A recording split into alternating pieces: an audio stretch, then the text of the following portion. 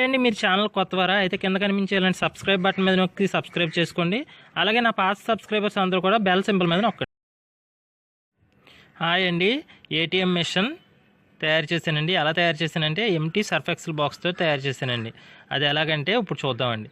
అది ఎలాగంటే ఇప్పుడు ఎంటీ సర్ఫ్ ఎక్సెల్ బాక్స్ తీసుకుని దీనికి 4 వైపులా ఈ సైడు అలాగే ఫ్రంట్ ఈ బాటమ్ సైడు ఇక్కడ అలాగే బ్యాక్ సైడు ఇక్కడ ఇలా 4 సైడ్లు కూడా కట్ చేసుకోవాలండి. కట్ చేసుకున్న తర్వాత ఇప్పుడు ఏం చేయాలంటే ఈ కింద వైపు నుంచి ఒక కార్డ్బోర్డ్ ముక్కను తీసుకుని అక్కడి నుంచి ఎదర్ వైపు బాటమ్ వైపు వరకు ఒక కార్డ్బోర్డ్ ముక్కని ఇన్సర్ట్ చేయాలండి. ఇదిగో ఇలాగండి ఈ కింద వైపుకి వచ్చింది చూసారా, ఇలాగ ఇన్సర్ట్ చేయాలండి.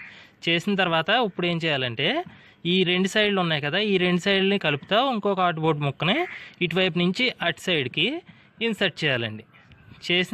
చేస్తే చాలు మనకి ఏటీఎం అనేది చాలా సింపుల్గా రెడీ అయిపోతుందండి. ఇంతే, ఏటీఎం రెడీ అయిపోయిందండి. ఇప్పుడు ఇది ఎలా పనిచేస్తుందో చూద్దామండి. ఇప్పుడు ఫస్ట్ ఏం చేసుకోవాలంటే కార్డ్బోర్డ్ ముక్కని చిన్న ముక్కను తీసుకుని ఏటీఎం కార్డు కింద కట్ చేసుకోవాలండి.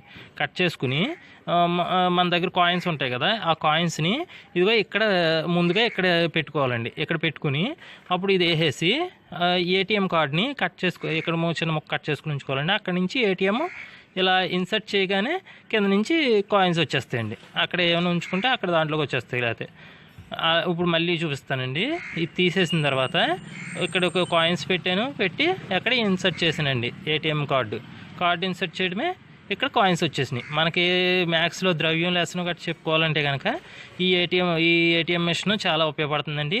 ఈ టీఎల్ఎం ఉపయోగపడుతుందండి. ఇప్పుడు దీనికి ఏం చేసుకోవచ్చు అంటే ఒక పసుపు రంగు చార్ట్ తీసుకుని దాని చుట్టూరు కూడా ఇలా అంటించేసుకుని అలాగే ఇలాంటి కార్డ్బోర్డ్ ముక్క తీసుకుని చిన్న చిన్న ముక్కలు చేసుకుని వీటిని ఇక్కడ అంటించేసుకుని దాని మీద 1 2 3 ఇన్సర్ట్ కార్డు ఏటీఎం ఇలా రాసుకుని వాటిని అలా అంటించేసుకుంటే కనుక సరిపోతుందండి. ఇలా తయారు చేశానండి ఏటీఎం మెషిన్. నచ్చితే కనుక లైక్ చేయండి.